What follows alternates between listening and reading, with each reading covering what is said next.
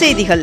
பிரதமர் நரேந்திர மோடி அவர்கள் இன்று முதல் 9ஆம் தேதி வரை பிரேசில், கனடா உட்பட 5 நாடுகளுக்கு 8 நாள் சுற்றுப்பயணம் மேற்கொள்ள உள்ளார் என்று தகவல் வெளியாகியுள்ளது. பிரதமர் நரேந்திர மோடி அவர்களின் தலைமையில் நடைபெற்ற அமைச்சரவைக் கூட்டத்தில் தேசிய விளையாட்டுக் கொள்கை 2025ற்கு ஒப்புதல் வழங்கப்பட்டுள்ளது. தமிழகத்தில் அரசு ஊழியர்களுக்கான திருமண முன்பணத்தை உயர்த்தி அரசாணை வெளியிடப்பட்டுள்ளது. இளைஞர் அஜித்குமாரின் வழக்கை சிபிஐக்கு மாற்ற எந்த ஆட்சேபனையும் இல்லை என்று உயர்நீதிமன்ற மதுரை கிளையில் தமிழக அரசு தெரிவித்துள்ளது. ரயில் கட்டண உயர்வை திரும்பப் பெற வேண்டும் என்று ஒன்றிய அரசை இந்திய கம்யூனிஸ்ட் கட்சி வலியுறுத்தியுள்ளது. இலங்கை கடற்படையால் கைது செய்யப்பட்ட மீனவர்களை விடுவிக்க நடவடிக்கை எடுக்க கோரி ஒன்றிய அமைச்சருக்கு முதலமைச்சர் மு.க.ஸ்டாலின் அவர்கள் கடிதம் அனுப்பியுள்ளார். திருச்செந்தூர் சுப்பிரமணிய சுவாமி திருக்கோவிலில் 12 ஆண்டுகளுக்கு பிறகு ஜூலை 7ஆம் தேதி காலை கும்பாபிஷேகம் நடைபெற உள்ளது. நான் முதல்வன் திட்டத்தின் மூலம் வேலைவாய்ப்பு பெற்ற மாணவர்களுக்கு பணி நியமன ஆணைகளை முதலமைச்சர் மு.க.ஸ்டாலின் அவர்கள் வழங்கினார். கடந்த ஜூன் மாதத்தில் 92 லட்சம் பேர் சென்னை மெட்ரோ ரயிலில் பயணம் செய்துள்ளதாக மெட்ரோ நிர்வாகம் தெரிவித்துள்ளது. பார் கவுன்சில் உள்ளிட்ட அமைப்புகளில் மாற்றுத்திறனாளிகளுக்கு 4% ஒதுக்கீடு வழங்க ஆணை பிறப்பிக்கப்பட்டுள்ளது. குரூப் 3 தேர்வுகளுக்கு வனக்காவலர் மற்றும் குறுக்கெழுத்து தட்டச்சர் பதவிக்கான காலி பணியிடங்களை நிரப்புவதற்கான சான்றிதழ் சரிபார்ப்பு ஜூலை 7ஆம் தேதி நடைபெற உள்ளதாக டிஎன்பிஎஸ்சி அழைப்பு விடுத்துள்ளது. அனுமதியற்ற கல்வி நிறுவன கட்டடங்களை வரன்முறைப்படுத்த அவகாசம் வழங்கப்பட்டுள்ளது. நான் முதல்வன் திட்டத்தின் 3ஆம் வெற்றி விழா நிகழ்ச்சியில் பேசிய முதலமைச்சர் மு.க.ஸ்டாலின் அவர்கள் வெற்றி நிச்சயம் என்ற திட்டத்தை தொடங்கி வைத்தார். மேட்டூர் அணையிலிருந்து மேட்டூர் கிழக்கு மற்றும் மேற்கு கரை கால்வாய்களில் இருந்து இன்று முதல் 137 நாட்களுக்கு தண்ணீர் திறக்க நீர்வளத்துறை உத்தரவிட்டுள்ளது. திமுக உறுப்பினர் சேர்க்கைக்கான ஓரணியில் தமிழ்நாடு இயக்கத்தை முதலமைச்சர் மு.க.ஸ்டாலின் அவர்கள் தொடங்கி வைத்தார். பருத்தி கிலோ ஒன்றிற்கு 100 ரூபாய்க்கும் குவிண்டாலுக்கு 10,000 ரூபாய்க்கும் விலை கிடைத்திட ஒன்றிய மாநில அரசுகள் நடவடிக்கை எடுக்க வேண்டும் என்று அரூர் பகுதி பருத்தி விவசாயிகள் கோரிக்கை விடுத்துள்ளனர். நாட்டின் ஜிஎஸ்டி வசூல் கடந்த 5 ஆண்டில் இரட்டிப்பாகி 2024-25ஆம் நிதியாண்டில் 22 லட்சம் கோடியாகியுள்ளது. சென்னையில் 19 கிலோ எடை கொண்ட வணிக பயன்பாட்டிற்கான சிலிண்டரின் விலை 58 ரூபாய் குறைந்து 1822 ரூபாய் 50 பைசாவாக விற்பனை செய்யப்படுகிறது. 14 கிலோ எடை கொண்ட வீட்டு உபயோக சிலிண்டர் விலையில் எந்தவித மாற்றமின்றி 868 ரூபாய் 50 பைசாவாக விற்பனை செய்யப்பட்டு வருகிறது. 22 கேரட் ஆபண தங்கத்தின் விலை சவரனுக்கு ஒரே நாளில் 840 ரூபாய் அதிகரித்து ஒரு சவரன் 72,160 ரூபாயாகவும் 1 கிராம் 9,020 ரூபாய்க்கும் விற்பனை செய்யப்பட்டு வருகிறது. இதனைத் தொடர்ந்து 1 கிராம் வெள்ளியின் விலை கிராமிற்கு 1 ரூபாய் அதிகரித்து 1 கிராம் வெள்ளி 120 ரூபாய்க்கு விற்பனை செய்யப்பட்டு வருகிறது. எல்லை தாண்டி மீன் பிடித்ததாக கூறி ராமேஸ்வரம் மீனவர்கள் 7 பேரை சிறைபிடித்தது இலங்கை கடற்படை. மேட்டூர் அணையின் நீர் திறப்பு 48,000 கனஅடியாக குறைந்தது. அரசின் நலத்திட்டங்களால் நாடு முழுவதும் 95 கோடிக்கும் மேற்பட்டோர் பயனடைகின்றனர் என்று பிரதமர் நரேந்திர மோடி அவர்கள் தெரிவித்துள்ளார். சர்வதேச விண்வெளி நிலையத்தில் சுபான்சி சுக்லா அவர்களின் அனுபவம் ககன்யான் திட்டத்திற்கு பெரிதும் உதவும் என்று இஸ்ரோ தலைவர் நாராயணன் அவர்கள் தெரிவித்துள்ளார். 2024-25ஆம் நிதியாண்டிற்கான வருமான வரி தாக்கல் காலக்கெடு ஜூலை 31ஆம் தேதியிலிருந்து செப்டம்பர் 15ஆம் தேதி வரை நீட்டிக்கப்பட்டுள்ளது.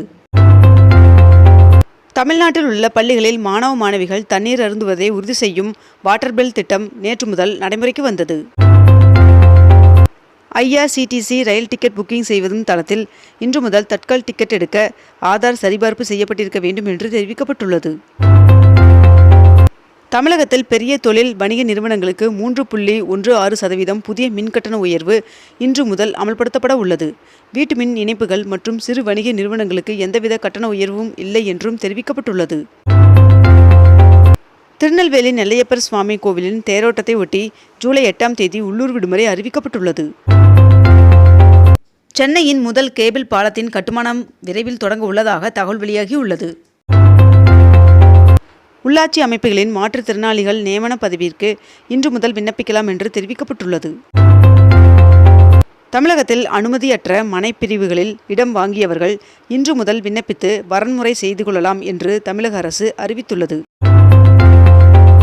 நான் முதல்வன் திட்டத்தின் கீழ் UPSC முதன்மை தேர்வு ஊக்கத்தொகை பெறுவதற்கு வருகின்ற ஜூலை 13ஆம் தேதி வரை விண்ணப்பிப்பதற்கான கால அவகாசம் நீட்டிக்கப்பட்டுள்ளது. கோபி அருகே உள்ள கொடிவேரி அணைக்கு கடந்த ஒரு மாதத்தில் 3 லட்சம் சுற்றுலா பயணிகள் வருகை தந்துள்ளனர் என்று தெரிவிக்கப்பட்டுள்ளது. 2024-25 ஆண்டு அரவை பருவத்திற்கு சர்க்கரை ஆலைகளுக்கு கரும்பு பதிவு செய்து வழங்கிய விவசாயிகளுக்கு சிறப்பு ஊக்கத்தொகை வழங்குவதற்காக 297 கோடி ரூபாய் வழங்கி அரசாணை வெளியிடப்பட்டுள்ளது. இன்று முதல் பான் கார்டு விண்ணப்பிக்க ஆதார் கார்டு கட்டாயமாக்கப்படுகிறது. ரயில் கட்டண உயர்வு இன்று முதல் அமலுக்கு வருவதாக இந்திய ரயில்வே அறிவித்துள்ளது. திருநெல்வேலியுடன் நிறுத்தப்பட்டுள்ள அந்தியோதயா ரயிலுக்கு நாகர்கோவிலிருந்து செல்ல வசதியாக இணைப்பு ரயில் இயக்கப்பட வேண்டும் என்று கோரிக்கை வைக்கப்பட்டுள்ளது. பராமரிப்பு உதவித்தொகை பெறும் மாற்றுத்திறனாளிகளிடம் இருந்து வாழ்நாள் உயிர் சான்று பெற வேண்டாம் என்று மாற்றுத்திறனாளிகள் நல ஆணையர் உத்தரவிட்டுள்ளார்.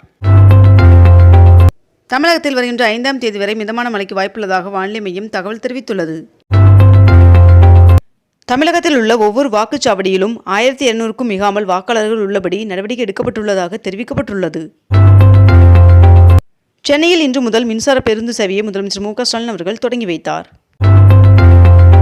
மருத்துவ பணியாளர்கள் மூலம் தேர்வு செய்யப்பட்ட 172 பேருக்கு பணி நியமன ஆணையை முதலமைச்சர் மு க ஸ்டாலின் அவர்கள் வழங்கினார்.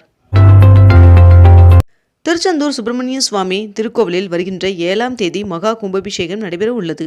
இந்நிலையில் 76 ஓம குண்டங்களுடன் யாகசாலை அமைக்கப்பட்டுள்ளதாக தெரிவிக்கப்பட்டுள்ளது. வடசென்னை வியாசர்பாடி பகுதியில் கணேசபுரம் ரயில்வே மேம்பால பணி 40% மட்டுமே நிறைவடைந்திருப்பதாக மாநகராட்சி நிர்வாகம் பதிலளித்துள்ளது. குத்தாம்பாக்கம் பேருந்து நிலையம் நவம்பரில் திறக்கப்பட உள்ளதாக அமைச்சர் தெரிவித்துள்ளார். இலங்கை கடற்படையால் சிறைபிடிக்கப்பட்ட 8 மீனவர்களை விடுவிக்க கோரி ஒன்றிய வெளியுறவுத்துறை அமைச்சர் ஜெயசங்கர் அவர்களுக்கு முதலமைச்சர் மு க ஸ்டாலின் அவர்கள் கடிதம் அனுப்பியுள்ளார்.